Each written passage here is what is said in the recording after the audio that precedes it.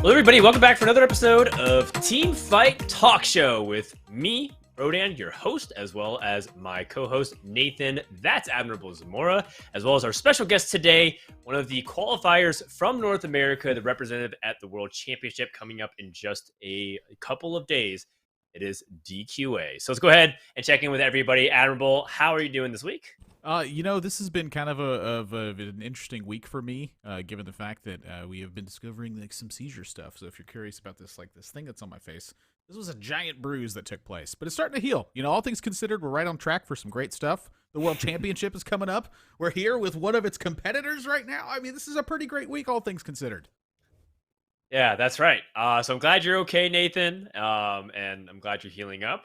Let's go ahead and check in with DQA as well. DQA, how are you doing?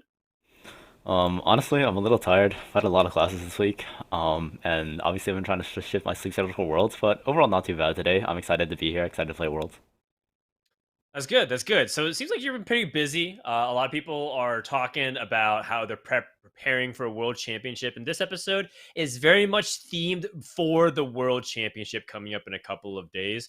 So let's just talk a little bit about you. How have you been managing, work-life balance, or in this case, school-life balance, on top of all the other responsibilities of being a pro player?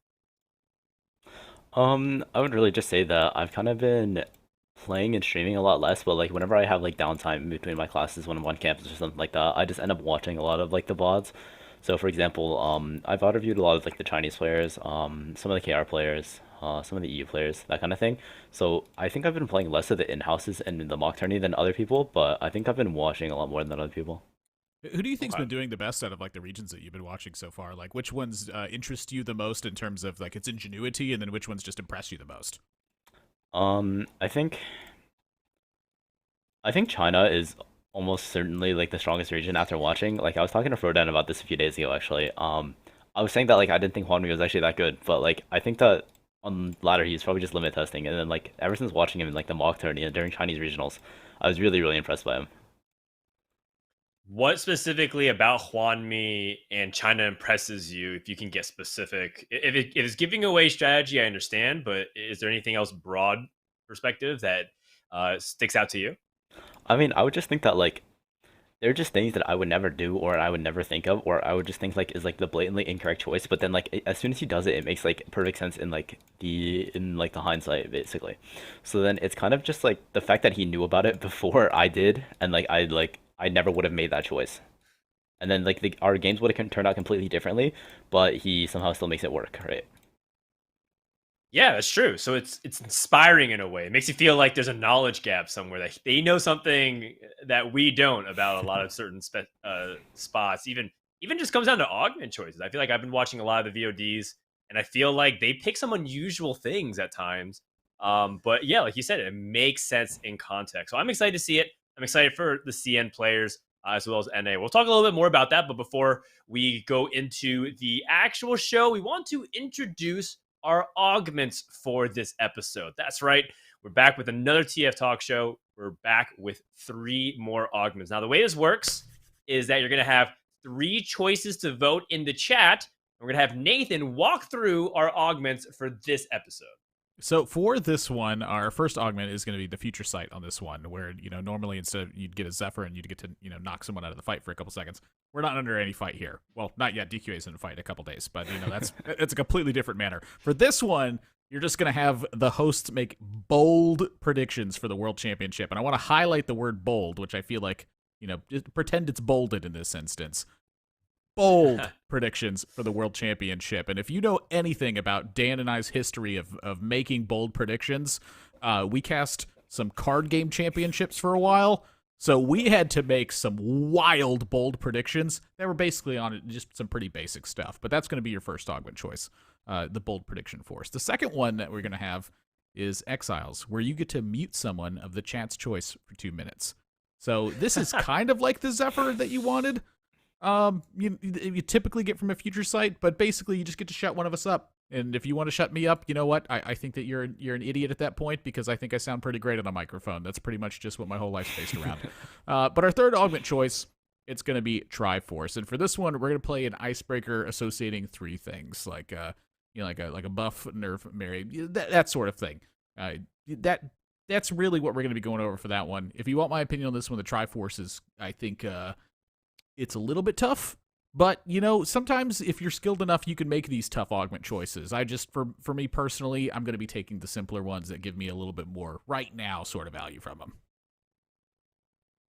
Yep, well done. So you have like a minute or two in chat. And this is for more of the live viewers. There's people who watch it on VOD or through audio podcasting platforms, incentivizing you to maybe tune in live so you can help influence a little bit of the show. These ones are a little bit more on the light side. We're not going to make Daniel DQA do anything too crazy. I am wondering what people would choose out of that Triforce. So I think that's a pretty fun one. Bold predictions. I mean, that's not going to stop us. In reality, we're probably going to do Future Sight regardless, but we can do even bolder predictions that we have to put our reputation on the line. DQA, did you vote? What are you going to vote for here? I'm thinking that we're gonna do Future Sight anyway. So I was thinking maybe the Triforce one. Okay, so we get 2 augments for 1. I like that. It's kind of like getting an Ancient Archives tome off the creep rounds. You get like a 4th augment. It does feel that way. It's always crazy to me when that one comes up, and I'm like, whoa, but didn't I just choose this at 1-4? Like half the time that I had the option to choose this at 1-4. It's pretty crazy to think about. Oh. I personally, I'm holding off on the super bold predictions because Dan has heard me say wild stuff before, like absolutely nonsensical predictions. And frankly, the thing that I always found most impressive about those is that if Brian Kibler ever agreed with me whatsoever, it felt like it was just like a law, like a principle of law at that point, where it had to happen, and it always did. It was the wildest thing in the world. It's just, I would try to say things that he would agree with that were ridiculous just to see if that was true. It just literally always kept it true. TJ and I used to always joke about that, Dan.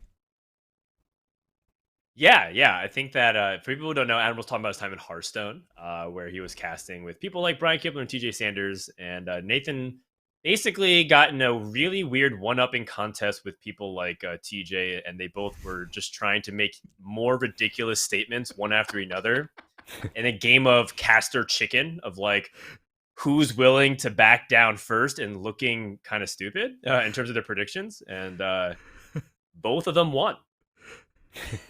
Gosh, the favorite one is when production was the one that lost on that one, where TJ and we had this weird sense of agreement on something. And we're like, we're just going to go, you know what? I just don't even feel like talking right now. He went, me either. And so we both just stayed silent. And then That's right. At some point came over and goes, y'all need to say something now. And I just looked at TJ and I shook my head no. I was like, there's just nothing to talk about right now. It was the least interesting game I had ever seen in my entire life. It would be like if you were just watching the World Championship, but only watched the opening creep rounds, like literally through 1-4. But right when it got to the augments, you're like, no, let's just go to the next one. Like that was what the game felt like, and it just production lost the chicken call on that one.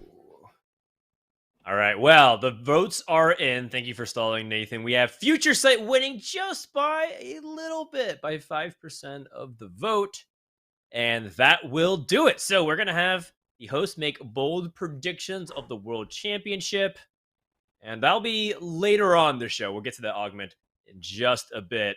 First, we're going to go through all of the news that's happened. It's been 3 weeks since our last episode, and that's quite intentional because we wanted to have all the data. We wanted to have all the information. If we hosted the episode last week, we wouldn't know things like who's going from China regionals. Heck, we wouldn't even really have LCQ updates. So let's go ahead and check in on what's happened since our previous episode. The first thing I think that people are focused on, especially for every player in TFT except for the 32 World Championship qualifier players, is patch 12.8, which introduces not many changes, but a couple of substantial ones. So these are the large changes to Chemtech, Hextech, Enchanter, and Mutant. Let's go ahead and toss it to DQA and ask him, what do you think about some of these changes here? Is there anything that you want to talk about in particular? I'm thinking that obviously the Darkstar Voracious Appetite Mutant nerf was definitely warranted. I honestly feel like it still might be strong after this, but of course, like any nurse is like welcome for that. I honestly don't think a lot of these buffs makes like a huge difference in the meta. I would say the Enchanter one also makes kind of a difference because that opens up playing 4 and like more vertical Enchanter comps again, maybe a Senna carry. Other than that, though, I don't think the Chemtech and the Hextech make that big of an impact on the meta currently. At least not from what we see. I think vertical chemtech and hextech still have similar problems of one, the lack of flexibility. So it's like hard to kind of pivot into it. You generally like want to commit early, and even if you do commit early, you kind of have to hit all the units. And then is the payoff even worth it? I think there's just a lot of questions about it. I'm sure that people are going to experiment, and maybe there's going to be some kind of build with hex tech. I know in the data, vertical chemtech has always performed very well. It's just that you had to get there, and part of the reason why it performed well was if you hit a bunch of or rather, if you hit a bunch of spatulas for it and augments to combine it both. Yeah. Nathan, the mutant trait I think getting nerfed here is also subtle. Do you think it's enough to take these traits like cybernetic and voracious appetite down a notch, or do you think it is not that big of an impact? I think that really the thing that happens is it kind of puts it into the chemtech angle that you described, where it's just a lot more contextual. Like it feels like you need to be hitting things, and it's a lot less forcey at that point. It doesn't feel like you can just kind of like get to 8 and then just roll your gold in there and hope you find a Kaisa, and you're like, yep, we're locked and we're loaded and we're ready to go. Which I feel like a lot of times these nerfs are not meant to affect like the highest tier thing. Like I feel like the highest tier thing, it's always going to be like there's one specific composition that's like the queen of the TFT board at that point. It's just going to be the most powerful one no matter what. But I feel like that kind of when you step that down a couple tiers, you start getting like to Grandmaster, you start getting to Master. That forcing a particular composition can be just very powerful if you know which one is the most powerful. And I definitely felt like the mutants were these two mutants in particular were standing out by a tremendous margin. Like it felt like if you got like the target dummies and you had voracious appetite and you were the one who found Kaisa, like everyone was just in a lot of trouble at that point. Yeah, it's true. It felt like six again, whereas like everyone was in the Kaisa lottery. And if you do, you're in a really good spot. And people could pivot into it as well. It doesn't even necessarily mean that you had to play the target dummy vertical mutants. People play like innovators, pivot into 3 mutants at the very end with Kaisa top end, and also win lobbies as well. It's very oppressive when it's in the lobby. And I can't tell you how many rank games I've had voracious appetite, and it's 4 striker players and it's 4 mutant players, and it was crazy, and it would actually be so evenly matched that everyone was like equal HP. So I guess it's balanced if everyone's playing the same comp, but it was not very fun. I think the idea is that everyone's playing the same comp there. I had a quick question, by the way. Is not nerfing synaptic web, but that's still another a trait of mutant that people still talk about being one of the big 3. DQA, is synaptic web totally fine, or do you think it also deserves to be taken down a peg yet again? Honestly, I'm thinking that Synaptic is relatively okay right now. The only time where it's really broken is when you have a Synaptic, and one Synaptic web, and then you also hit Ori, and then you have a mutant spot that goes along with it. So then those 3 conditions are kind of hard to hit. So I'm thinking that Mordog wants to and like the rest of like the dev team really wants to leave like that kind of high roll in the game. I think it could be taken down just a little bit maybe, but I think that because there is the requirement of having RE2 hitting a mutant spat and then it also being Synaptic, they want to leave that possibility in the game. Okay. All right. Well, let's go ahead and move on then with the other changes to this patch. There's been a big nerf to scrap. It might look like very subtle, like 10 shield per component, but it's it's 1/4 of 4 scrap shield, so it's a 25% nerf. It's very heavy. The 6 scrap's still powerful, but less oppressive as well. And this is very necessary. I think most people can agree that this was a good change. Anybody that wants to disagree, feel free to speak up. This was my favorite thing. I loved scrap. Wait, you're sad. You're sad about the scrap. Yeah, I loved it. I loved when everyone was going scrap stuff because it was just like the boards are like getting thrown together and tossed together, and like all sorts of crazy wacky stuff is happening a lot of times. I'm glad. I think it's overall it's better that it got nerfed. Like this was very powerful, and I think it was one of the reasons I was doing so well is because I remember right when they introduced scrap, I was like, "What the heck? This is so strong." People were like, "What do you? It's 20 shield," and I'm like, "That per component. This is a lot of shielding you get out of scrap." It was just like better bruiser, and bruiser gets played into a lot of compositions just because it's a lot of health across your board. Scrap was effectively the exact same thing. There's no timing on the shield. I'm curious, honestly, if timing like would have been a stronger nerf to this, but I don't know if it needs a strong nerf like that. It just overall it's a lot more than it seems like. At the end of the game or fights, like once all of your component drops off of the creep rounds are done, we're looking at what is this?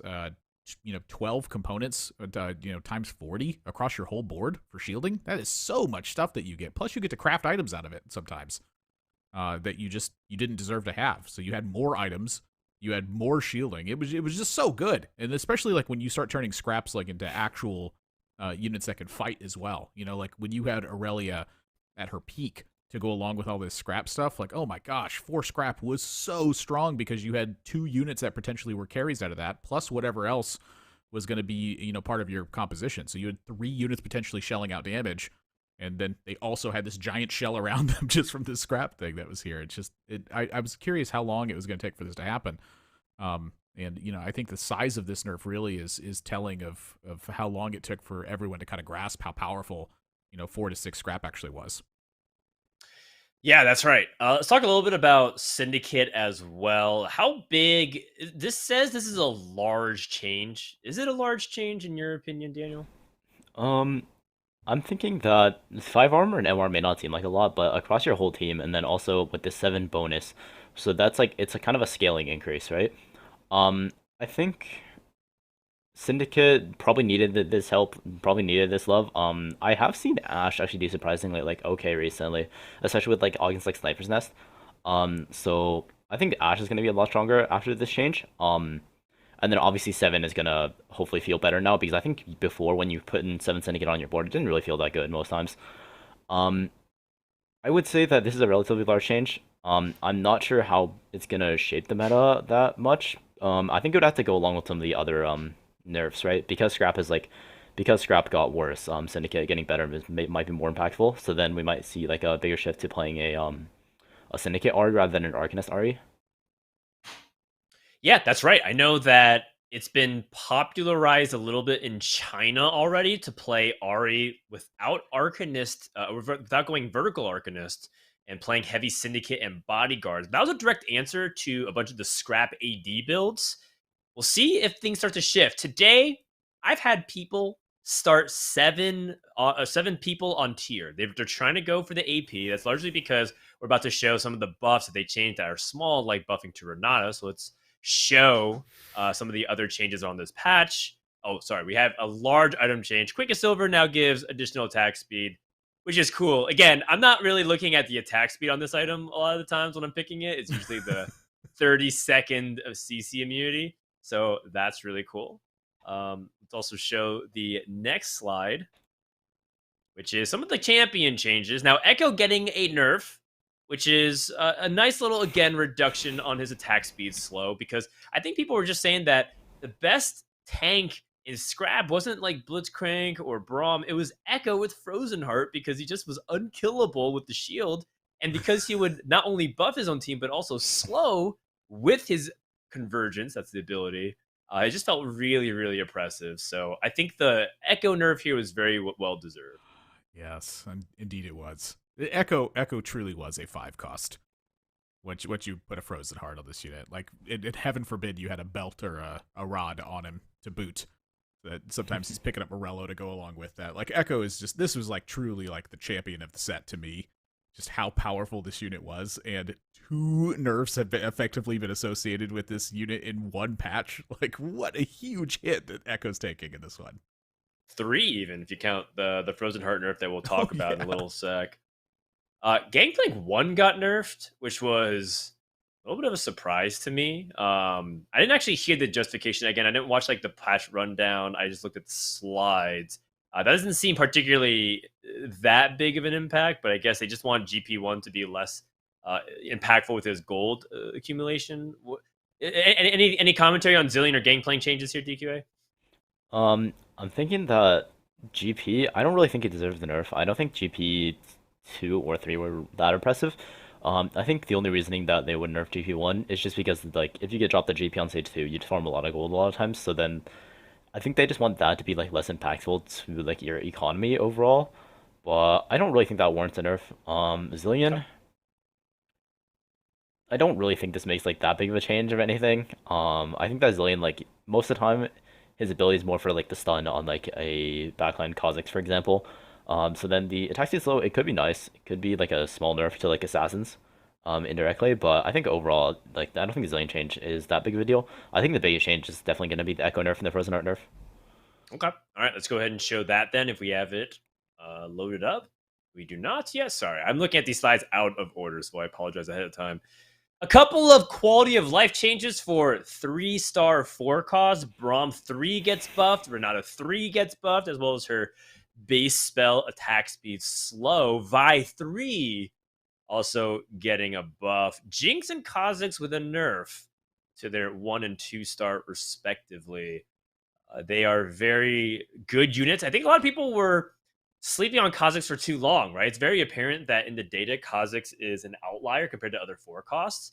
But hitting the spell 80% is particularly interesting to me here. And playing it today, I actually felt the Kha'Zix nerfs. I had a moment where I hit Kha'Zix 2, and I felt like I wasn't actually dealing as much damage as I thought he would be dealing, despite having items on it. So these are welcome changes, I think. Any commentary here, or should we move on? Just think pretty warranted stuff, honestly. The Kha'Zix one, I think, is a little bit surprising. The way they hit it. DQA, what do you think about this? I think Kha'Zix and Jinx both definitely warranted the nerf. Honestly, I can see them nerfing Jinx even more a little bit. I think Jinx is like super strong on 12.7. So I think that this nerf, they could nerf a little bit more. As for the Kha'Zix nerf, I think that's definitely warranted. I think that the 2-star maybe was hit a little bit too hard, but I think the 1-star, a lot of times you're kind of stable with Kha'Zix 1 on stage 3. If you just natural Kha'Zix on stage 3, it's too strong because you put items on him, he just kills the entire board basically. And also, it's just like good at killing units, so he stays a little bit too much HP mid game. I think the Kha'Zix 2, I would still like him to be a little bit stronger maybe, especially with the Dark Star and the Cyber nerf. Yes, I agree. I think that this is indirectly kind of like a triple nerf against Kha'Zix in some ways. It's nerfing different aspects of him, so it's not like full on 3 nerfs, but he should definitely take a significant hit. But we'll see if he's still playable or his play rate is going to drop significantly. More on that next time. Let's show the item changes that we have alluded to. Frozen Heart now will be a 30% attack slow instead of 35. So this plus the Echo means that in general you'll be attacking faster, which is really huge. Freezing the ability to attack in TFT is a big deal because it also is how they generate mana and therefore able to get their abilities. So it affects both AP and AD comps. And then Eternal Winter getting a slight buff. So seems like Portable Forge is just a little bit more versatile with looks like Eternal Winter underperforming. That one's a little bit of a surprise to me just because I never really felt like Eternal Winter was like that weak, but it never really impressed me that much either. So I guess it just seems pretty okay for the most part.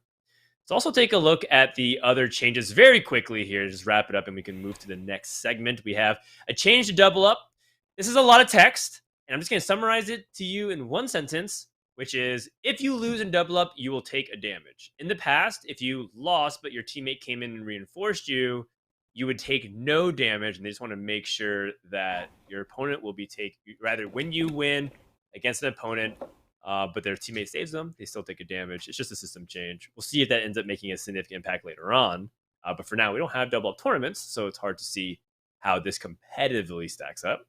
And the final is just some bug fixes. Things like Sunlight Cape is now going to affect enemies outside of 1 hex, unlike Sunlight or Sunfire Cape. And then a couple of other weird things like Senna was gaining mana from blue buff and blue battery after casting. It was kind of awkward. So nothing particularly too crazy. I never experienced any of this. So with that, let's check in on one more thing about an upcoming patch. It's not 12.8, but it's 12.9. Set 7 is almost upon us, people. That's right. We're going to have a egg from a treasure dragon. This is going to be something that's featured in 12.9 as a little teaser for the upcoming dragon-based set in TFT. That's going to be most likely our next episode that we cover, which is previewing set 7, as well as our awards for set 6. I'm excited for it. Nathan, are you excited? Oh my gosh. For whatever reason, I don't know why loot box stuff interests me so much. But by golly, I just cannot imagine I cannot imagine sitting out of this next set for like basically any amount of time.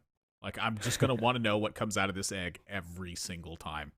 Honestly, I might not even read like the Mortog patch thing when it comes out too, where he explains like every single spot of it. I'm just not gonna read it. I'm just gonna let it impress me and surprise me every single time. Okay. All right. All right. DQA, what do you think about this kind of mechanic? We saw it in set 5 with Draconic, and we saw some of the eggs hatching and do some pretty big stuff. I mean, that's what got Spencer his ticket to Worlds. When you look at this egg and a treasure dragon, do you like these kinds of mechanics? Is it exciting for you? I think honestly it's really exciting. I think competitively, might not be the best thing, but obviously this is like a for fun patch. I don't know how they're really planning on implementing it for like the last patch of set 6 and later on in set 7. But I think overall like these things are really good and important to have in the game because it's really like just fun, just like gambling, just seeing the loot that you get whenever it pops out. It's just like really um blast of dopamine, I guess.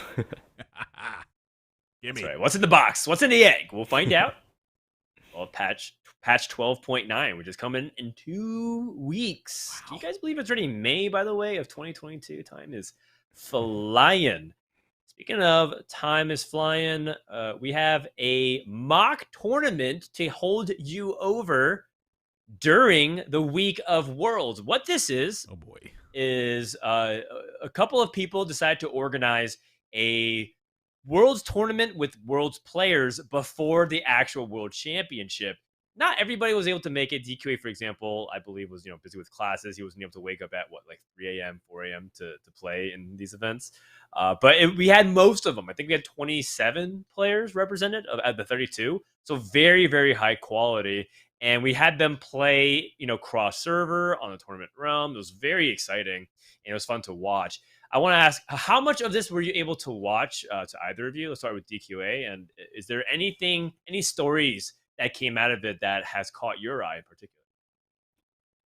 I think I've watched like 3 or 4 of the POVs so far. I've watched You Need. I watched him yesterday. I watched all of Goose's VODs, all of Goobum's, most of Hwanmi's, I think, and then some of Titles. So I think the biggest change for me was I thought that Hwanmi wasn't that good going into it, but then like I was really really impressed by how the way that he played during this mock tournament. And then I think that I don't know if You Need was like limit testing or something like that, but I feel like he played worse than I expected. But yeah, overall, I think that the mock tourney was like pretty representative of like how it's gonna go. I think a lot of players were somewhat limit testing, so then they weren't playing to like their best extent. But I think I feel relatively confident after seeing the mock tournament, hopefully. Okay. Okay. Nathan, any commentary from you? I mostly just watched like the Goobum's perspective of it, because I'm just never selling my Goobum stock. Um, I feel like so much adjustment is being done for the World Championship from the NA players' perspective, where it just like so much of watching Goose and watching Goobums is like such a dramatic change in, I would say, like their traditional playstyle that I've expected, and then what they're doing now, like how much they're taking into account specifically just like this patch and how the other players are playing and what they can do to try to take advantage of that. Where it's like just normally, I'm expecting Goose to just slam every single item that he gets and just play for tempo the entire way through and, fourth, and call it a day. But it felt like he was actually trying to win some games at times. And so, seeing him shed any amount of light in terms of greed was always like it's just not something you ever see. And then for Goobums, it just felt like that he was not, just trying to play the most powerful thing in the game every single time. It felt like that he was really adjusting to the variables that he had on his platter, which is very unlike Goobums and everything I've seen from him in the past 2 years. And it feels like that the competitive growth continues to impress me from across the board, where players are just taking into account so many more things than they have been. I'd say like like in the Set 4 World Championship, where it just felt like everyone had their play style. And coming into this one, it feels like everybody is really trying to find the strategy that is just going to fit the line for just what's the best thing I can do in general, not necessarily just what's the most powerful thing I can achieve, period. But, how do all the variables get taken into context? Just a really cool thing to see. Yeah, the tournament's really fun. I got to watch a good amount of it, but most of these people do not save their VODs. They're actually kind of rats about it. They immediately they stream and they immediately delete their VODs. And so it's just hard for me to be able to scout them and VOD review. I get it. They want to hide their tech. but yet maybe they have some stream hours they want to get in. It's all comes with the territory. The hours were also really bad. We mentioned it was happening very early in the morning because we were accommodating Chinese time. Plus, I think the whole point of this was also to even get people on the world's schedule so that they all can kind of wake up at the same time. Such is the nature of the beast when it's an all online remote broadcast and competition. I kind of wish it was LAN, then we wouldn't have to necessarily worry about everyone waking up at awkward times. We'd all be waking up at the same time. We'd all be traveling. But, maybe in a future set. Let's take a look at the world's hype video that they showcased and posted on social media. Does this have audio as well? Should I shut up? Okay, it's audio. So let's go ahead and play it just to show people the marketing that Riot's putting forward for the Worlds.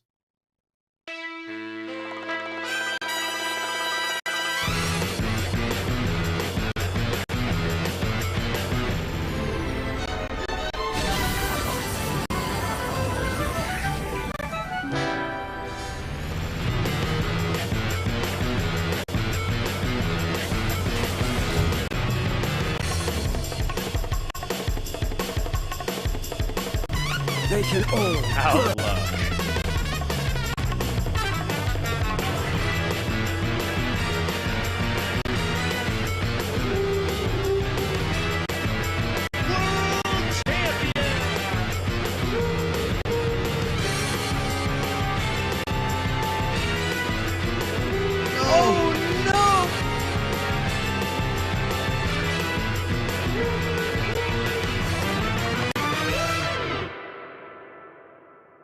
Hey, all right. So, real talk, just for a moment here. Everyone talks about how Riot isn't really trying to push their TFT. They're not really marketing. They're not talking about it. It looks like they put, a pretty high effort piece of content out there. So, I want to go to DQA. Thumbs up, thumbs down. What do you think about this kind of promo hype compared to previously?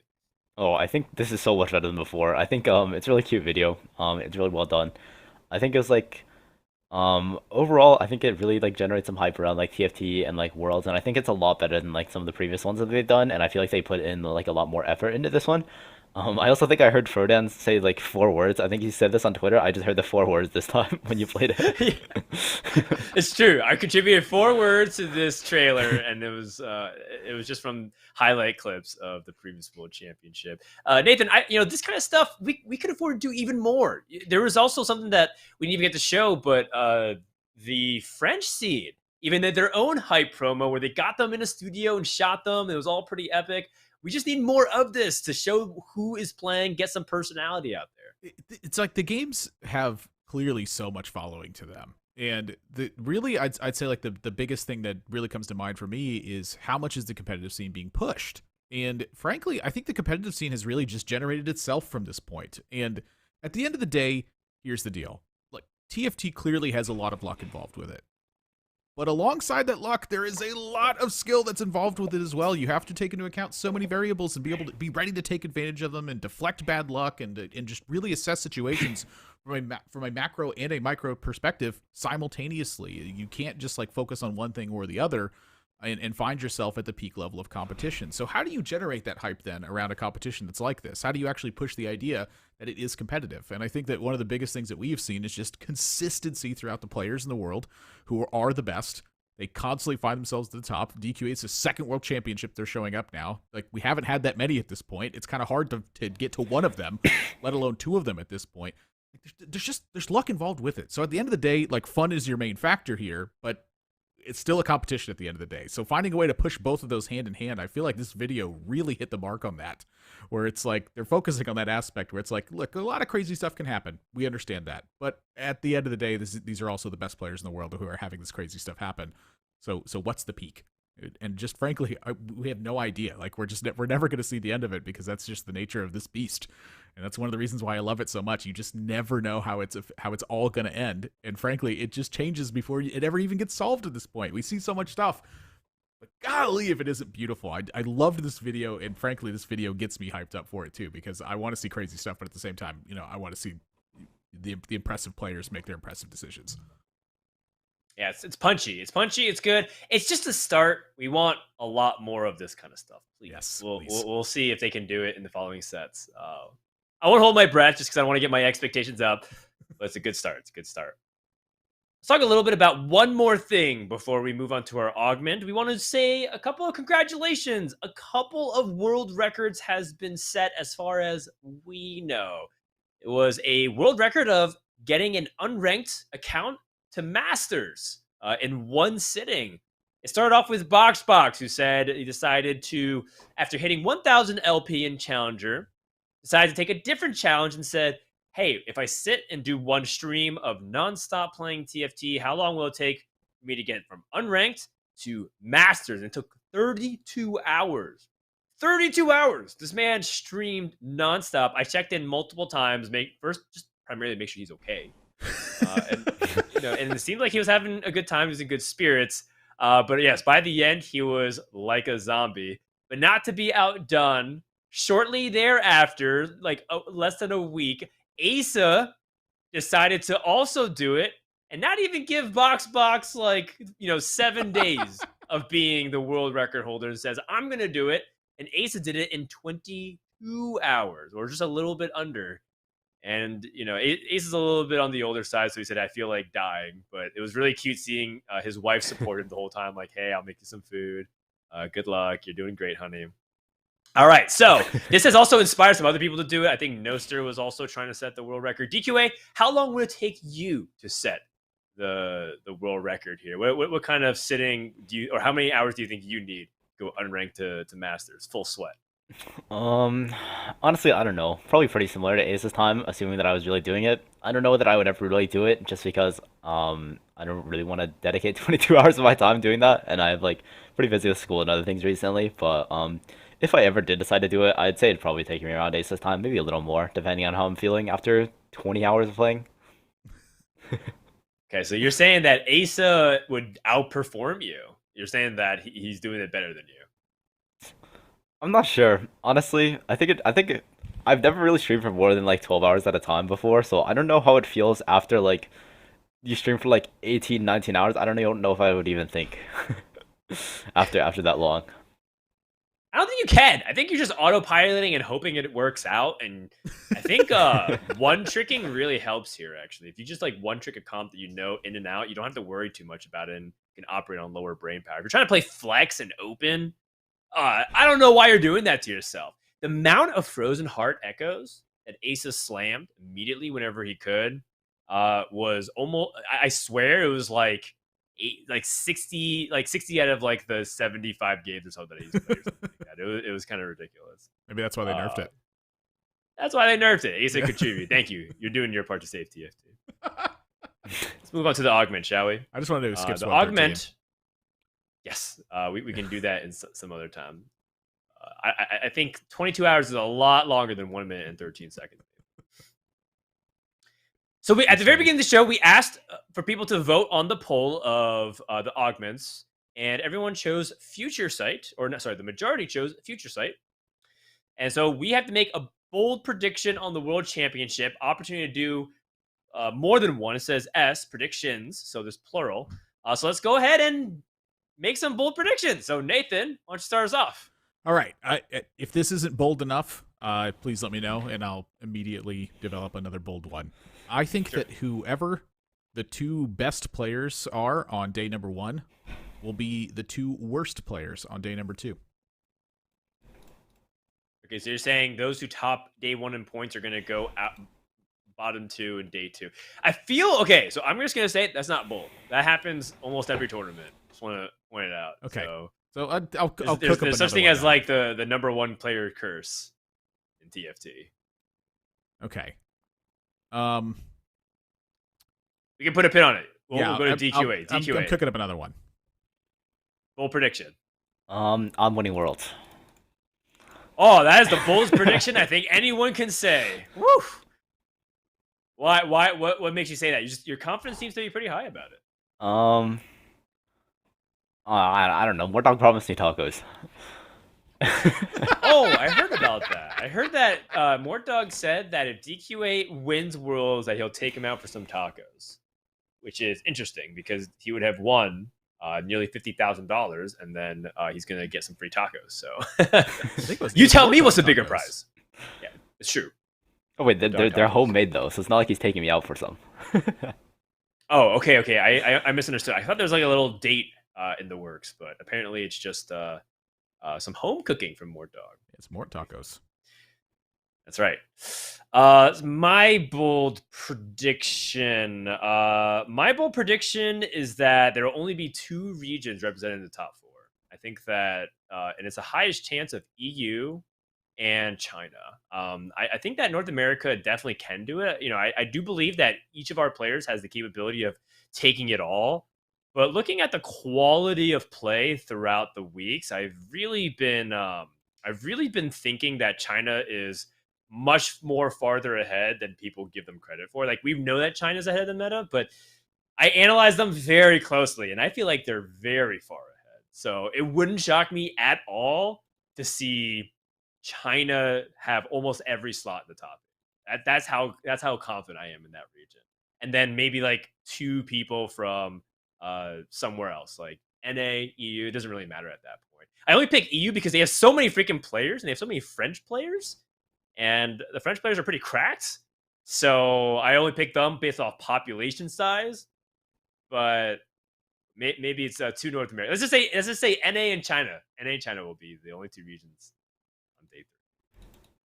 Wow, that is a bold one. All right, my bold prediction is now being changed because apparently mine wasn't that bold. I was just gonna say that Goobums was gonna win World Championship, but DQA's kind of taken that role. So I'm gonna make the boldest one possible. I think that Vigar 3 is gonna be the final game of the World Championship. Okay, Oh. man. Vagar 3. You could have just said Yordles would win the World Championship, and that already is No, spicy. Vigar enough, 3. but Vigar 3. Because I don't think it's the Vagar Yordles 3. that win. Oh, I think man. it's because they were able to survive long enough to hit Vigar. Fair enough. You can win without Vagar 3. I just saying, you can just get Vagar 2, and you'll probably win the lobby anyways. So you're putting yourself in a very, very, very narrow kill. I mean, these are all very bold predictions, but just letting it out there. You have the boldest prediction. Congratulations. Yes, it is even bolder than DQA winning Worlds. The fact that Vagar 3 will be the final game. Well, because now technically it's DQA is winning Worlds with Vigar 3 at this point. You know, it really starts going deep if you start thinking about it. That's true. It's also incredibly unlikely to happen, but we'll see what ends up happening. All right, nice job, everybody. And I think that's some bold predictions. And if chat doesn't think that's bold enough, maybe we'll throw out a few more at the end of the show. For now, we will move on to our next part of the show, which is Agree. Agree is a segment where we throw out a statement. It could be a hot topic. It could be a common piece of sentiment that's echoed throughout the community. And we ask the panel if to agree or disagree. So we have 3 today, as we do have a little bit more to talk about on the show. So let's show the first one. The first agree is, this is the strongest lineup North America has sent to Worlds so far. So in the 4 World Championships that we've appeared in, this is the strongest lineup. Now, DQA, you are going first. You are part of this lineup, but you're also part of another one, set 4 for Fates. Agree?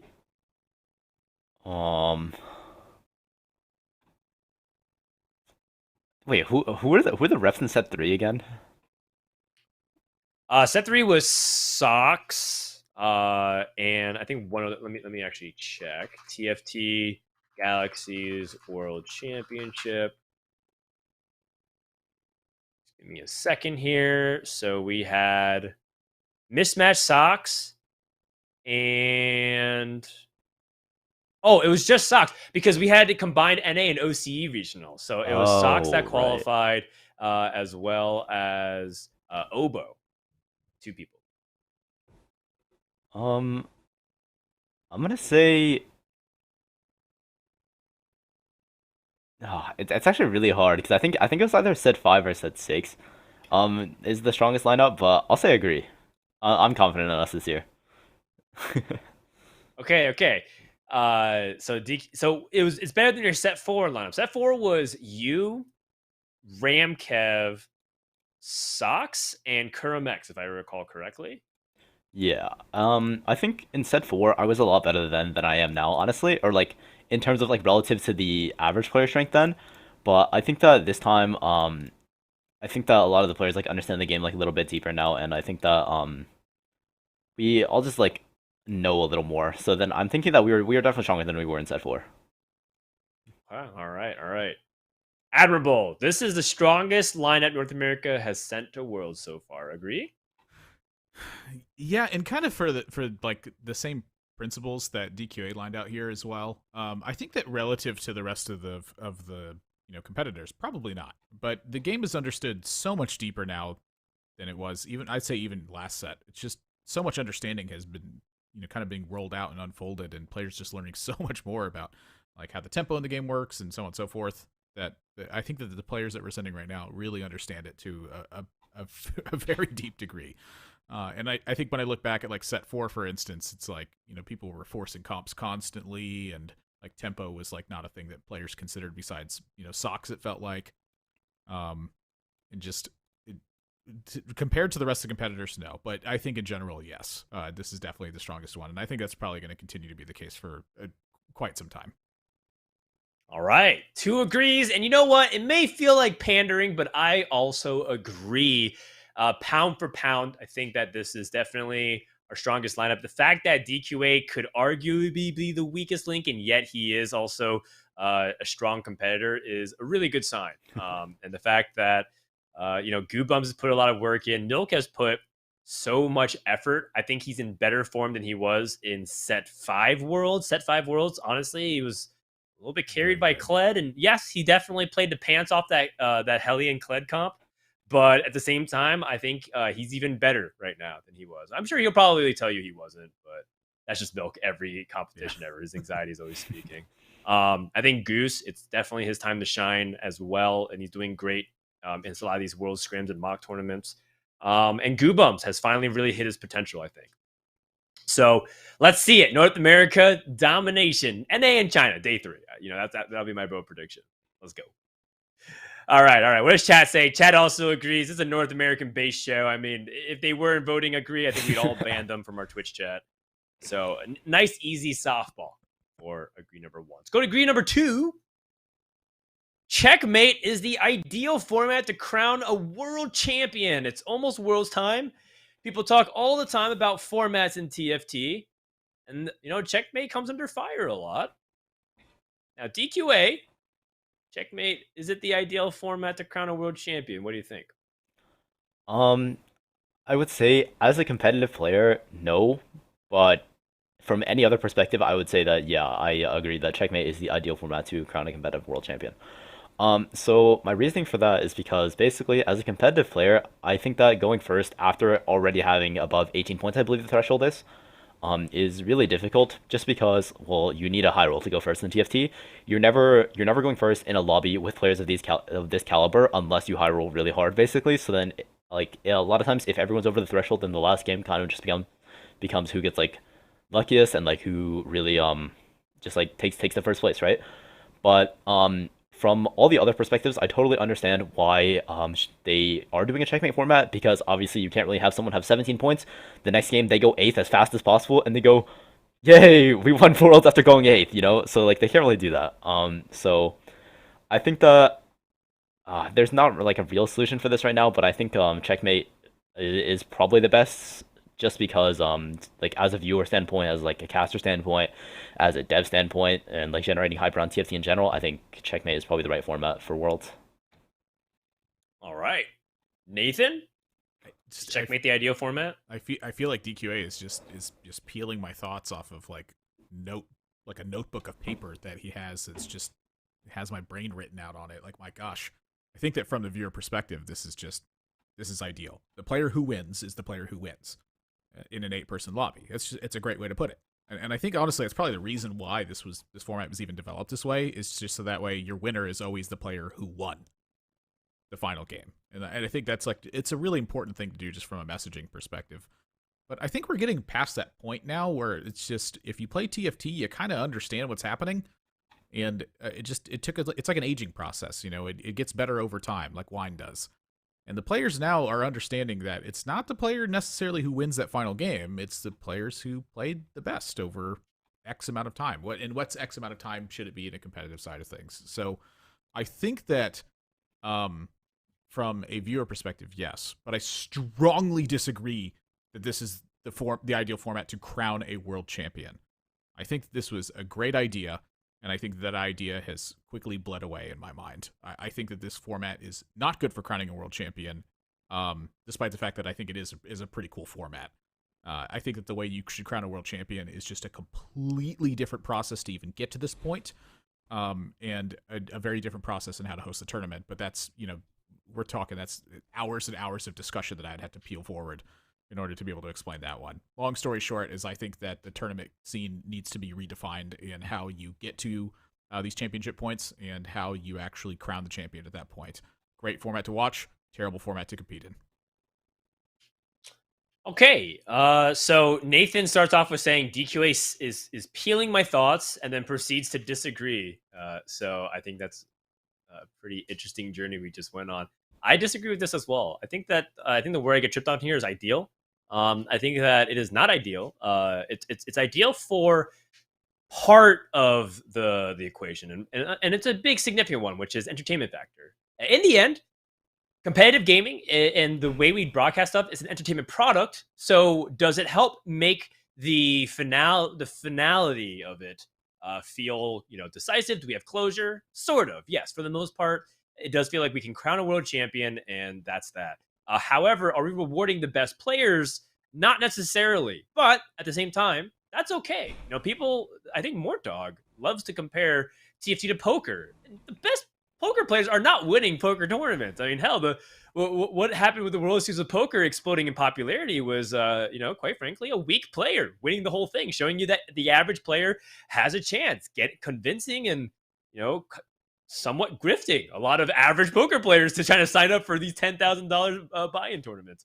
So I think that I think that in some ways checkmate is ideal, but in a lot of ways it's not, and therefore I can't sign off on the concept that it's 100% ideal. It does some things well, and it does others quite poorly. However, I will say that we've been getting quite lucky. Double 61, Juanmi, and even to a large extent, 8-lane jaywalking, all are, I think, worthy world champions. And maybe we'll cross our fingers and we'll love checkmate if Milk or DQA wins. We'll be like, oh yeah, checkmate's great. It's perfect format. Never mind the fact that they're behind by 7 points compared to second place. They're good. Crap, Goobums won. I would like to clarify. Sucks. I would like to clarify that I meant like ideal, as in just for the viewers. So, as a competitive player, I would still say disagree. By the way. Okay. Yeah, that's nice bandwagoning, bro. Nice bandwagoning. Go to the third and final agree. This one is probably much more topical. Frozen Heart should be removed from the game. This is something that I see a lot of people actually unironically typing. They're like very legitimately lobbying and petitioning for saying that items like Frozen Heart should just not be in the game. When it's in the game, or rather when it's playable, for the past few sets now, it's been largely attached to assassins. Echo here in set 6 and 6.5, and you go back to Reckoning when Diana was using Frozen Heart. Heaven forbid you're using a Radiant Frozen Heart, and you were just completely destroying every kind of backline ability to play the game. Frozen Heart seems that when it's played, it's been oppressive and largely uninteractive. So let's go ahead and hear from our panel. DQA, agree? I don't agree with this. I think that a lot of times there will always be something that like TFT players will complain about, no matter like even if it's like even if it's something small, or like the thing is like removing Frozen Heart kind of sets a precedent, because the thing is you could also argue that Shroud and Zephyr are unfun, right? Because saying that Shroud and Zephyr you have to position every turn, to the scout every turn, but then like basically you're removing your carry from like you're removing the enemy carry from like the game for like the first however many seconds. You're shrouding to make their whole team not cast basically. So I think that those are necessary parts of the game. So then because of that, I think Frozen Heart should also be a part of the game. While unfun, I think it is a necessary part of the game, and I think there is like skill expression, especially within Shroud and Zephyr. So then I'm kind of basing my Frozen Heart kind of argument based on those items instead. But I do think that there should be changes on how the interactions with Frozen Heart and Assassins work out, because a lot of times it just feels like they're either extremely strong and too oppressive, like Frozen Heart Echo was, in this past patch, or they're just completely useless in a lot of different scenarios. Okay. Okay. No, do you have any suggestions on what that rework is, or you're just saying conceptually you'd like to see it move in a different direction? Oh yeah, I have no idea what the rework would be. Okay. Okay. I mean, it sounds pretty challenging. Nonetheless, let's go ahead and find out what Nathan thinks. Admirable. Yeah, it's kind of a tough one. I honestly I hadn't really taken into the consideration that it really was just placed on assassins pretty much all the time to get to the backline and slow down their attacks. It's like effectively another form of Shroud in this regard. And golly, I think that stuff like that is really important to games. Like, you know, to disrupt the line of play is an important factor. So should it be removed from the game? I don't think so at all. But, you know, balance adjustments, yeah, that's a whole other story. So I disagree with this. I don't think Frozen Heart should be removed. I think stuff like this is cool. Frozen Heart's actually just one of my favorite items, but I also like putting it on my frontline stuff. I'm just a weirdo. I just think that stuff like this is cool. Like when I can take the fun from the other players and then multiply it into my pocket, that to me, that's the ideal fun. Is I like grinding players out of the game with attrition and just watching their morale diminish into zero sum, kind of like what Silco would do to your own units at times. I like to see that happen to other players in these styles of games. You know, as far as I'm concerned, I think you should just start the game with a Frozen Heart. But I digress. I think Frozen Heart should not be removed from the game. I want to increase the playing the music. Get this guy off. You just play. You want everyone to start with Frozen Heart? Good take. Good take. Should it be removed from the game? No, that's such a harsh way to describe it. Absolutely not. Frozen Heart's really important for the reason Nathan said. Counterplay is foundational to what you want to be able to implement for strategy in TFT. You should have the ability to disrupt your opponent, as you said. You also have ways to interact with people's backlines, because here's the thing, right? Some people will go as far as to suggest that assassins should not even be in a set. They said, hey, we don't even, let's try to just remove backline access, period. If that's the case, then why do we care about Frozen Heart? Because Frozen Heart, the reason why it's really strong in assassin is because when it affects 2 hexes around them and it jumps directly to the backline, but it doesn't jump straight to the backline, it usually jumps to the 3rd row because there's units in that backline. It's affecting effectively the whole team in that pocket. And so I think that without assassins in a set, if we conceptually, you know, entertain that idea, Frozen Heart would not be that oppressive of an item. In fact, it'd probably be slightly underpowered. So yeah, I think it's fine. I think it's really about the unit design. It's really about the other options that we have, right? Counterplay wise. I will say that you think you know cringe until you see Echo with like Frozen Heart and a Shroud and a Quicksilver. Oh man, I can't tell you how many times I've like, oh, you know, I'm playing like AP comp. Just like I have like Syndra or I have something that I deal with this Echo.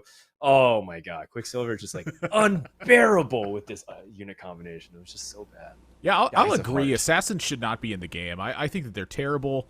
I think they always just demolish my back line no matter what I'm doing. I agree with you, Dan, on that one. Assassins should be removed from the game. I'm just reading straight from Eniko's diary. I'm not actually, it's not even my opinions. All right. Well, that's our third one. Looks like chat also disagrees. I think most people have a level head about this. It's just the interaction that's frustrating. It's not necessarily Frozen Heart itself. Righto, please. All right, so that was a little fun one. We have esports coming up, and we're going to do a tier list, and then our mailbag, and just like that, another episode in the books. Crossing beyond the halfway point. So with esports, I mean, we talked a lot about it, but let's also discuss the events happening before the World Championship. So we want to cover the last chance qualifier. This is LCQ, where we had Lucas and Ging able to qualify. Lucas from South America, Ging from Europe, or representing those regions. Now, the tiebreaker situation there with Ramblin' tying for second place was quite a heartbreaker for North America fans. For people who don't know, Ramblin' lost on the 3rd tiebreaker because their average placement will already be the same because it's 1 to 8. And I believe they had the same number of firsts. So it came down to least number of eighths, which Ramblin' had 1/8. And unfortunately, that was a tiebreaker. And had it gone to the 4th tiebreaker, Ramblin' would have won because it was also the final lobby placement. which he got a first place in a dramatic Fast 9 fashion and narrowly hung on. So it was a very close one. I had the opportunity to cast it, and it was very fun up until that last moment. I was kind of heartbroken. Reactions, Admirable. Looks like you want to say something immediately. My gosh, I mean, it's just I feel like Ramblin has just had one of the toughest years that I have ever seen in strategy game competition, where this is twice now that he has been right on the verge of making it to that world championship and wasn't able to get there because of something that frankly I don't think was in his control at all. And it's part of the beauty of this competition is that exists, but it's also sort of the pain on this one. To go quickly off of route here, I think that the tiebreaker system could have been a little bit more dynamic and been a little bit related to skill rather than to bad luck sort of thing. Like just take their placements and just map them down top to bottom. Who goes off the beaten path first? I think that the higher you're placing is really the most important thing rather than the lowest that you're placing on that one. If you put it in that order, Ramblin does make it there. But really, it was this event that even inspired that idea in my head, which is, the top to bottom chart, because it's like, who's placing the highest? That's the thing we want to know. But kind of going back onto this, like Ramblin, this is 2 markers that he missed in the same set to get to a world championship. And there are players who work like the entire year to try and have a shot at this. And sometimes players do this for multiple years to get that one shot at a world championship for just the one. And Ramblin was so close twice. Oh, this was such a heartbreaker. This was a beautiful event to cast because the stakes were so high and the games were so intense, and we're only rewarding these 2 players out of these whole 8. But my gosh, I've been rooting for Ramblin for so long. I feel like I have a pennant of his that I'm just like waving around the entire time that I'm casting a Ramblin games. And just, twice now, he's needed to have a first place finish in the final game in order to have a shot at that top spot. He's gotten that first place finish both times. Like, my gosh, when is Ramblin gonna make it? That's what I want to know. This was a heartbreaker, but it was very, very impressive event. DQA thoughts. You don't have to talk about Ramblin. You can if you want, but is there any? What did you watch LCQ? And if so, what do you think about it? Yeah, I did. So, I think immediately, my heart just goes out to Ramblin. Actually, interestingly enough, in set 4, he also lost a tiebreaker, went 5th to Ramkev, I believe. So he narrowly didn't make the Worlds then in set 4 also. And then, in set 6, I think I was kind of the one that well, like if I didn't get the spot, Goobums would have gotten the average placement one, and then he would have made it off of like being 3rd place, I believe it was. So then, I'm not gonna say like I screwed him over out of his spot, but like I was the one that like ended up taking a spot. So then I felt kind of bad about that, but at the same time I did really want to compete, obviously. But I felt like this tiebreaker rule was like kind of tragic because I really don't like the idea of like an 8th place deciding like your tiebreaker, because like I feel like everyone's gotten 8th place at least once in like a big tournament setting, and like of course like it's gonna feel bad, but like the thing is like if you look at his scores, he's so consistent over like the entire day, and it was just like that one game. I actually happened to watch that one game too, and it was like he rolled like so much gold and just missed everything basically. So then I was just like, it's just really, really tragic for him that he didn't end up making it here, and I feel like he's like such a consistent player that I really would have liked to see him play at like such a world setting, especially since he's been like so close yet like just barely not enough so many times. I think that overall, like the LCQ was like a really good tournament. I think I like the 1-8 scoreboard, which is the same as Worlds actually this time, which I quite like. But I think the tiebreaker rules could have been reworked. But I think there also might be personal bias for me in that. Yeah, true. I mean, DQA won it in a tiebreaker, so he understands. And like you said, he's the one that basically kicked Ramblin out, and he should have done it, right? He actually got a little bit of hate for that, but I personally think it's the Giga Chad move. So, well done. Shout out to Eniko. He put up quite a fight, getting 5th place. And I wasn't sure exactly how Eniko's form was, and he held up really well in international competition.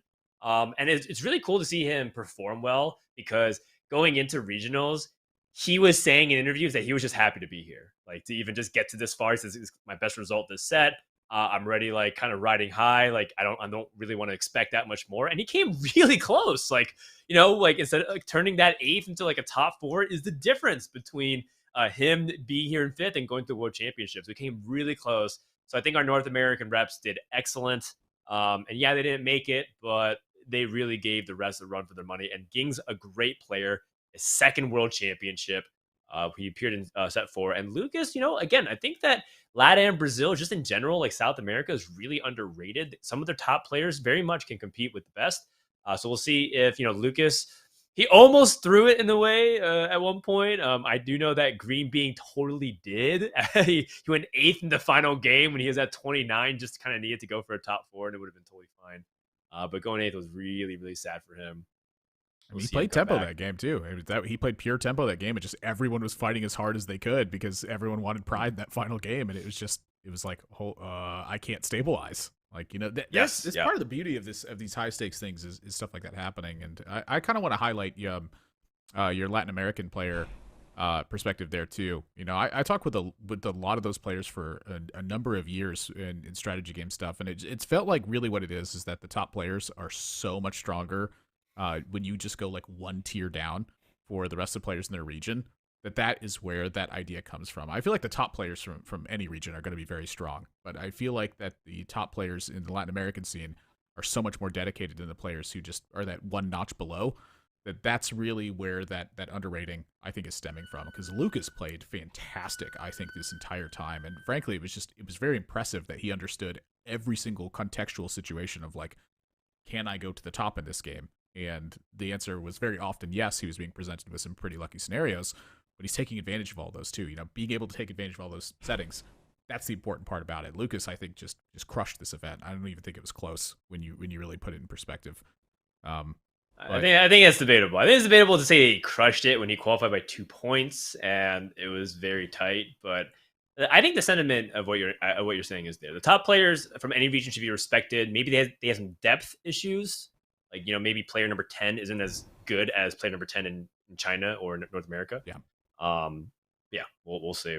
I will say the mental gymnastics that some people go through to justify tiebreakers or argue against them is pretty hilarious. I saw someone say with a straight face, or type with a straight face, that most number of 8th should be a tiebreaker in favor of Ramblin' because you were able to come back despite getting 8th place. That is impressive. So number of 8th place should be in favor of Ramblin' in this case. And I was just like, what are you talking about? Like, this is so backwards. I don't know. I thought that was some really impressive mental acrobats being demonstrated in order to justify it.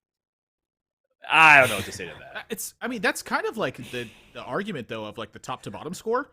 Like just the first one off the beaten path, that's the loss to tiebreaker. That's kind of literally what that is like if the number of 8ths and like you're still here. It's a poorly phrased way of saying it, but that's basically what it is. Yeah. It's the top to bottom score. Strategic 8. I get the strategic 8 so I can tick that box and then I can try to go for first next game.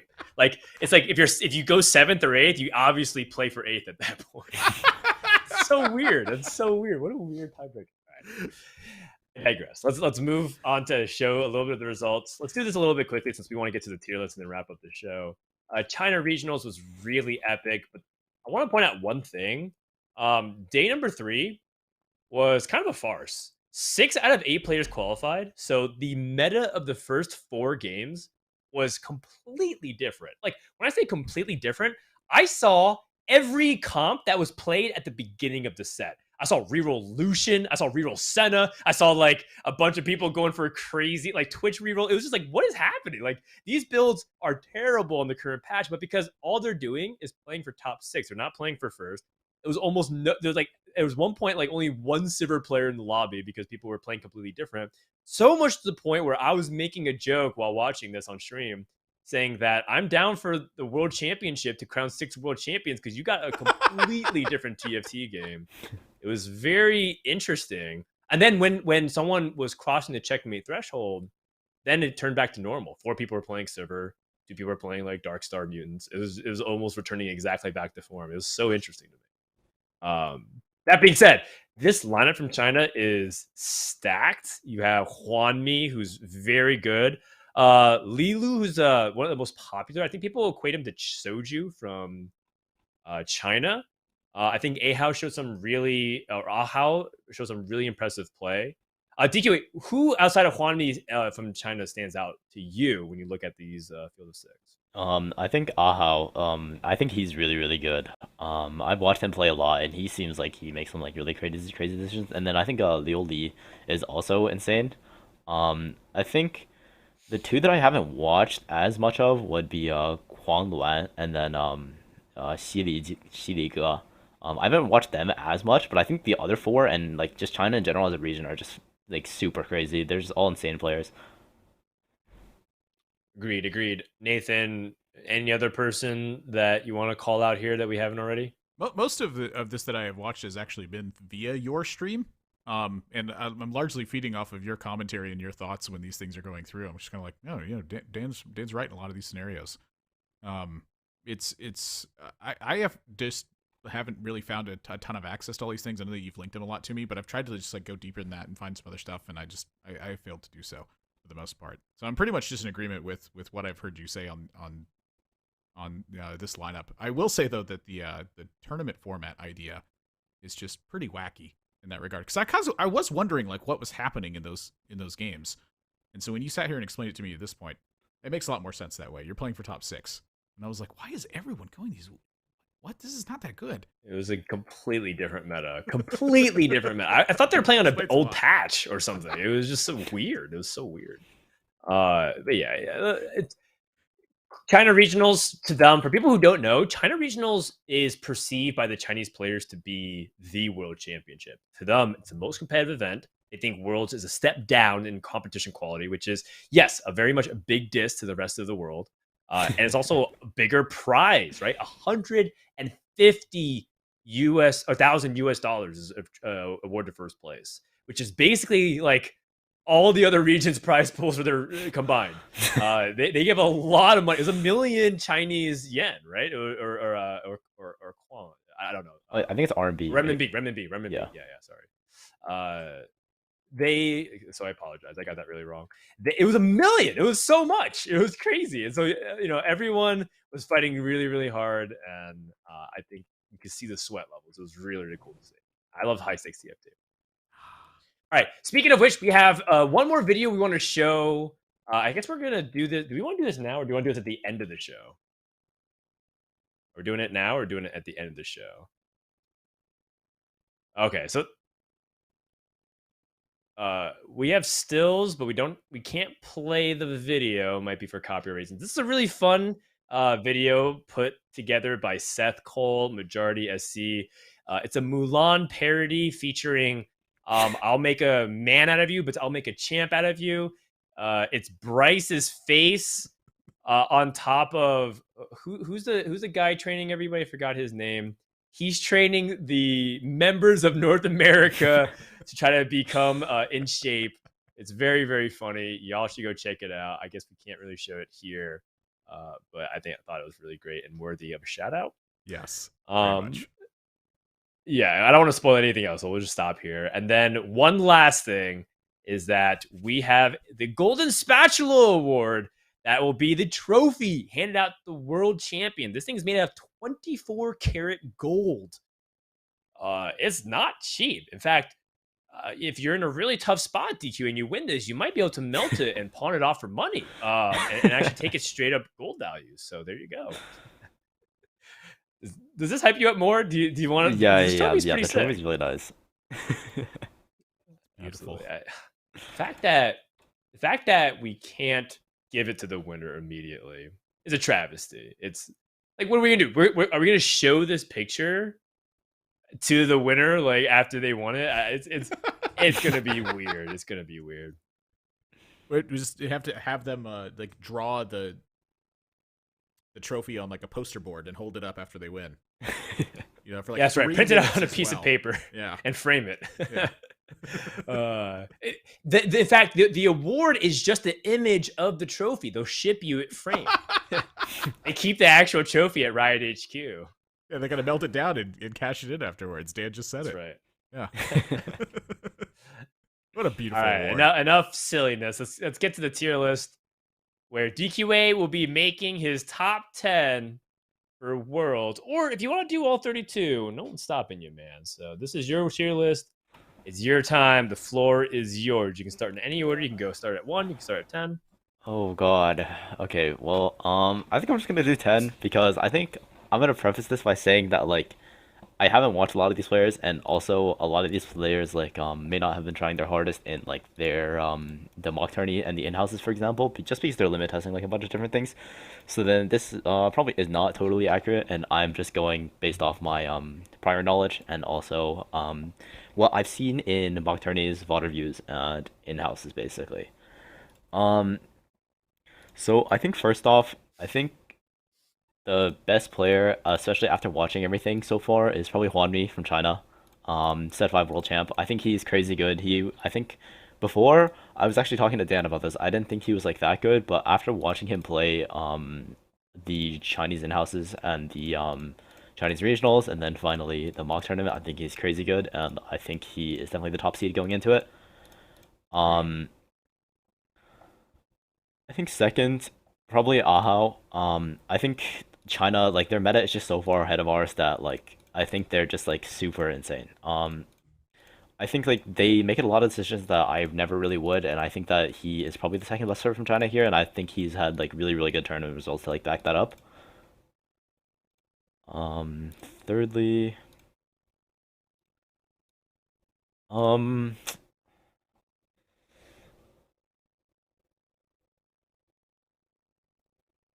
I think third is actually might be double 61. I think All right. even though I do think that China is like just like a better region most times just because they have more players and also like they dedicate a lot more to the game and are just like always like setting metas, that kind of thing. I think that Double 61 is probably one of the greatest players to ever touch the game. He won the first world championship in set 3 and then he's coming back. And I think he's like consistently super high rank in EU, and I think like he's just a really great player overall. Really understands the game at like a deeper level. And then after that, although I do think China is like overall a better region, I'm gonna have to put like the NA refs here. They're gonna go 4, 5, 6, Milk, Goose, and then Goobums. Let's go. Let's go. Wait, so you put Goose over Gooba? Yeah, no, I think I've been watching Goose play a lot recently, and he actually he went second or he went first yesterday in the or maybe 2 days ago in the mock worlds with a total of I want to say 30 something points. Yeah, he had a total of 38 points. It was crazy.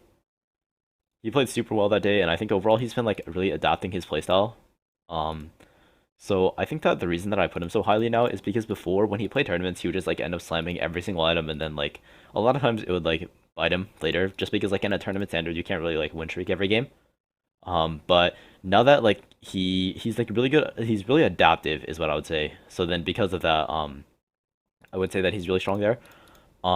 Milk, I think even though he always says that like he's really bad, even though he always says that like he doesn't always doing it or like he's like really like boned for worlds or whatever it is, I think he'll always be like really consistent and he'll always have a plan going in. And he's really been dedicating a lot of time this time. Um, After those three, I would say probably Liu Li from China once again. I think he's been doing really well in the mock worlds and also the in-houses. I want to say he went third if I recall off the top of my head. In after the day 2 in-houses, so he's made day 3 so far, and I think like once again the same reasoning as the other Chinese players. I think he's super good. Um, After that, I think this might be a hot take, but I've watched a little bit of Tidal's VODs. I think he's Japanese, I want to say. Yes, And he is Japanese. I looked for his vase, so the fact that you found him means that you need to link it to me because I need to see it. oh, like I need to see it with my own eyes. I think it was like more just like I was watching it from like other players' perspectives. So like I was just like Okay, watching okay. them like when they were scouting a game. I was just looking at his spots and I was like, he's just playing boards and like took augments that I'd like never really like looked for before. I couldn't really find his spots either because I was looking for like his specific POV and I couldn't really. But then like I kind of just pieced together like how he played some of the games because of like the other people streaming their perspectives. Okay.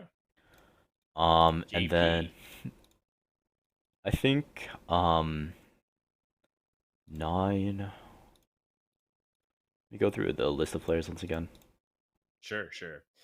I want to clarify, you are winning the world championship despite this tier list. Oh yeah. Okay. Yeah, he's not on it, but he's winning. Yeah. Yeah. Like despite the current. Then we strength- can revisit checkmate again. We can revisit checkmate once again at that point. Yeah, despite the current strength of this world's tier list and like who has like the highest odds of winning, I would say that Juanri probably has like a lot higher odds, or like by a lot, I mean it's still like kind of marginal because in a game of TFT you can kind of just low roll. Because I remember I played against him in set 4 Worlds, so this is the third set in a row now that he's 1200 for Worlds. In set 4 Worlds, I remember him rolling like he rolled easily over 100 gold for one Tristana. He had 8 Tristanas, the Spirit Sharpshooter comp. He did not hit a single Tristana. Like, I feel like if that happened to me during Worlds, I would just have nightmares about that. And then the next set, he ends up coming back and winning it all. And now he's back again. So I think that he's probably the best player overall out of these people. But the thing is, like, in a game like TFT, you can easily just roll 100 gold and miss Tristana 3, I guess. So, despite the current strength of the player list, I still do think I can win. As for number 9, I think Liluo. I think he's really good. I think the Chinese meta once again, yeah, it's just ahead of all the other regions, and then like, so then even though like some of these players I would say are around the same caliber as other ones, they just like have like more experience playing around different units and like playing around different boards than most of the other regions, just because they've had so much like time to prepare, and then the fact that the regionals was the week before Worlds, I think that is so broken because if they have regionals the week before Worlds, although you don't know about it yet, you're preparing for like although you don't know who's going to Worlds yet, you're preparing for both at the same time. So then it makes it a lot easier knowing that like you're preparing for both at the same time, and then like you have, and then like tournaments obviously like every single day, every single game of a tournament like heavily warps your perspective on a meta because of like what you see is doing well, what you see, what items other people are slamming, what people are win streaking every game, that kind of thing. So I think that China just has an edge based off that. That's a good point. All right. And then I think number 10. At this point, I'm kind of just like throwing things together like up for grabs, but I think like my top 5 are pretty good. Something around that. As for the highest odds, and like the rest are kind of just like a mix of like who gets better RNG on that day, and like I think the bottom doesn't matter like all that much because obviously like the person that goes 32nd, like they might be worse than everyone else, but the thing is like they're probably not that much worse considering the fact that they made it up until this point, and they probably got like they low rolled on that day or they got more dogged or something. So take everything here said with like a grain of salt. I think I'm thinking of whether I should give the 10th spot to Woozle or Dudu from KR. I think both those players are really good. I think a Goda Boy is also really good. I've watched a little bit of their streams in the past. I think I'm gonna have to give it to Dudu just because of like the KR perspective on him. I think they think that he's like the best player out of all of their KR reps. So I think that I'd probably give him the 10th spot. Yeah, I think that's a sentiment too amongst the West. Like most players respect Dudu a lot. He's a player who has qualified now second world championship, and also was very close a couple of other ones. Kind of, you know, there's a little bit of hype with Dudu, similar to Ramblin. If you want to choose an analog, just a player that's very flexible, very well respected in terms of his opinions on the game, and just very like you learn something every time you watch him play. Is kind of the way a lot of people describe it. So cool list, man. Cool list. Are you ready to lock it in? You're not even gonna put yourself on here, so you're not top 10. But you have an opportunity to put yourself here if you want to at the last second. No, I think I'm okay. I think I'm ready to lock it in. All right. Admirable, first reactions. Wow. Just I feel like my mind's being opened up to just a lot of different perspectives here. And really the one that I want to point out is that we talk about how much randomness and RNG and stuff is in TFT. How many players are at their second world championship? And how many world championships have we had? Like, this is so difficult to make it to this point.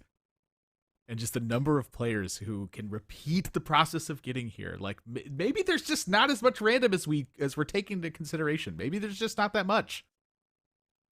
The games that have this kind of random, there's like it's like getting to the top spot of stuff like this in games that are super random. It's very difficult to repeat that a second time. Like I don't know. It's really breaking a lot of those perspectives in my head, Dan.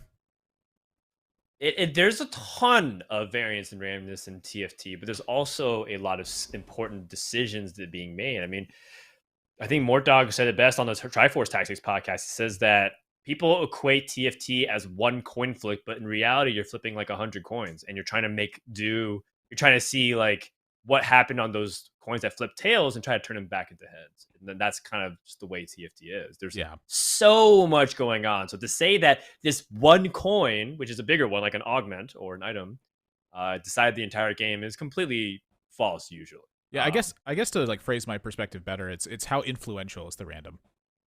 I guess is a better way to phrase it. Like how influential is it if you can keep breaking through that spot over and over and over again? Just I don't know. I don't buy it at this point. I think we have skills much more dependent. Many people making their second, third appearance at the World Championship. We have 2 world champions represented here. TFT is a game of luck. It's also a game of high skill. And I think we can leave it at that. Let's move on to the final segment of the show, the mailbag. Thank you for that great tier list. Now, there's 2 elements of this mailbag. One, we pick a question beforehand, but the second part of it is also answering a question from the chat. So we're going to do a giveaway in chat. If for those who are watching live on the show, opportunity to win just a little gift card, a little bit of money. So what we do is, while we're answering this question, type in the chat directed at DQA or anybody on the show, but DQA is going to be choosing, so ideally towards Daniel. And after we're done answering this question from the Discord, we'll see what question he wants to answer and then tackle it there. So here we go. The question from Discord was from, roll please, Ricochet Comp. They ask, we have been hearing a lot recently on how some regions, namely China, value econ augments way more than the directional ones to try and get the best late game board as quickly as possible. What is your opinion on this play style, DQA? I think that there are some points where they play a little bit too greedily because I've seen them take golden gifts in spots over like real augments. And when I say real augments, I mean like real like offensive like damage augments for your board, for example, like a Celestial Blessing or something like that, like combat augments. So I think that sometimes they greed it a little bit too hard, but I think overall I've learned a lot from like China and how much they value econ augments, especially on like 2-1. And I think econ augments will always be super insane on 2-1. But I think that their playstyle is really, really good. I think that they value econ. They do econ extremely well. They optimize it very, very well. But there are just spots where I would say that they're like they do make mistakes on this because I would say that golden gifts on 3-3 is almost never correct just because they a lot of times you just end up getting like 10 golden like maybe like a dead spat on your bench, or for example on 2-1 like I've seen them take Tiny Titans over like a real like combat augment for your board that would make you like really strong at the time being. So I think that I think overall it is a more correct playstyle than a lot of other regions, but at the same time they take it overboard in some scenarios. Yes, I think that's what a lot of people have been saying. Yeah, in agreement. I think people say like clearly China understands the concept, and it feels like they're dialing it to 11. They're like, okay, econ good. Like I'm gonna take this econ because it gives me Warwick and it's good. It's 2 gold. That it just feels a little bit ridiculous at times. I mean that's not what they're saying, but sometimes it feels like that. While we are continuing to gather questions, we have a few of them in chat, and I think people are kind of typing them out. Admirable, do you have an opinion on this playstyle at all? It really opened up my just perspective on the game a lot. Like where's your inflection point in the game? Like that to me is really I think a big part of the early game econ augments. If you feel like that the most major inflection point in the game is so heavy-handed at like the level 7, level 8 idea that you just don't care about the rest of the game, of course you're going to value the econ augments. The whole goal there is to get to that point. But I feel like so much of the early game matters.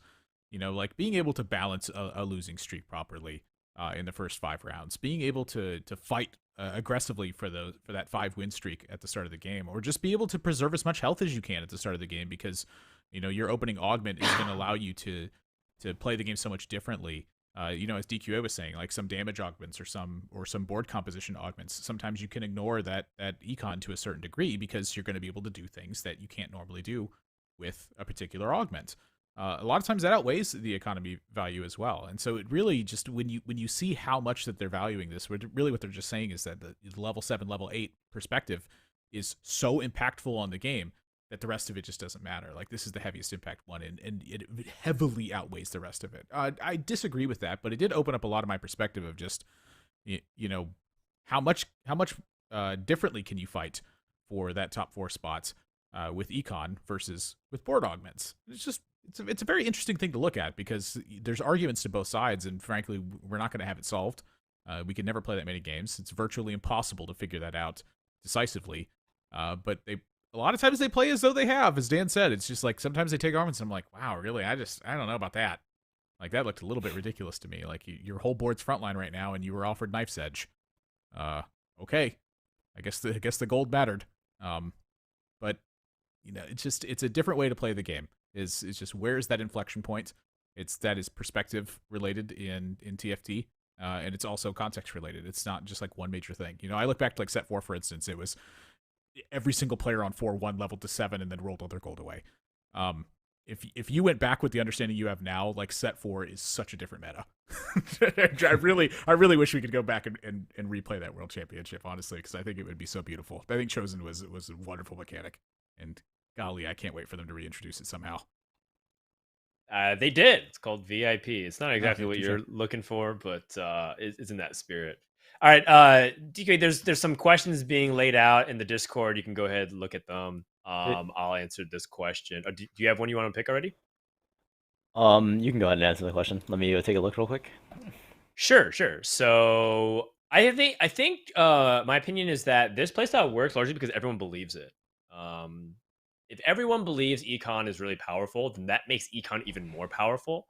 And that's the same. That's actually going to continue to be the same in the other direction. If people believe tempo and combat augments are powerful, then econ augments are going to be very risky to take because you're going to take a lot of damage.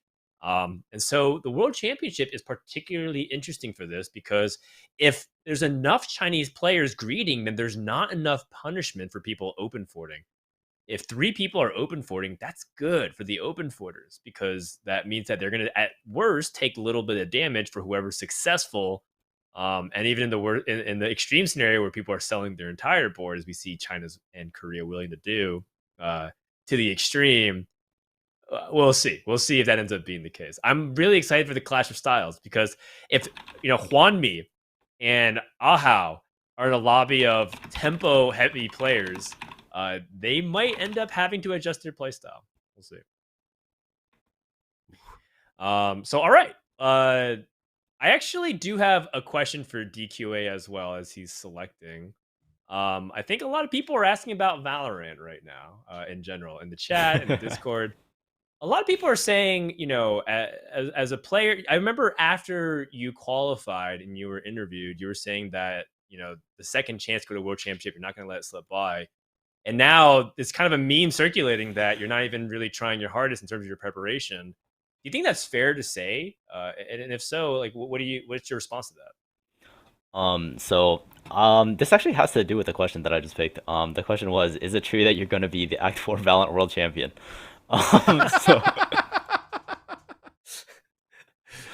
Wow, you actually picked that one. Okay, cool. So I was just gonna pick this one to address it, even though I really did like some of the other questions too. So I might just answer both anyway. But basically, I would like to say that while I have been playing like a lot of Valorant recently, I do think that like not playing too much TFT is like a really good thing to not burn out. So like I was talking to Sox about this, and of course, like you guys probably know that Sox has played at the World Championship twice already as well, set 3 and set 4. He said that right after the regionals, he was super excited that he made it to Worlds every single time, and then like basically right before Worlds, he played so much TFT in like the previous weeks past in like terms of preparation that he would just get basically depressed like right before the World Championship, and then he like the few days leading up to it, he'd become like really unconfident and like would just like be like really doubting himself and like his playstyle and just wouldn't be feeling TFT basically. So then in my head, I don't really know if it's fair. Like, I think I could be putting in more effort into preparations and like playing in-house and that kind of thing. But I also do think that it's really important to like not burn out and like still like have time for other things, have time for things that like you enjoy doing, and like obviously I have like time spent on school and that kind of thing.